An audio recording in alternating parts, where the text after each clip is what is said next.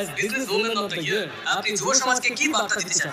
জীবনের সবথেকে গুরুত্বপূর্ণ হলো আপনার স্বপ্ন। আপনার জীবনের যে লক্ষ্য, যে স্বপ্ন, সেটা পাওয়ার জন্য পরিশ্রম করুন। Just get it. কারণ যদি এটা না করেন, তাহলে বেঁচে থাকার মানে কি?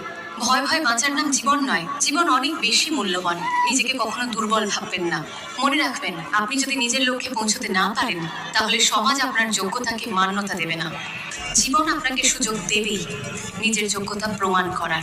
Just prove it. Awake, arise, লক্ষ্যে না পৌঁছানো অবধি হার মানবেন না। Thank you.